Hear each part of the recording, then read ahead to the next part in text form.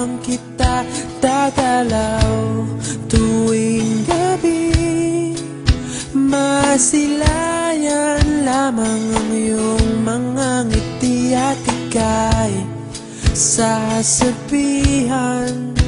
bukas ng alas 7 sa dating tagpuan. Buo ang araw ko, marinig ko lang ang mga himig mo. Hindi ko man alam kung nasan ka, wala man tayong komunikasyon.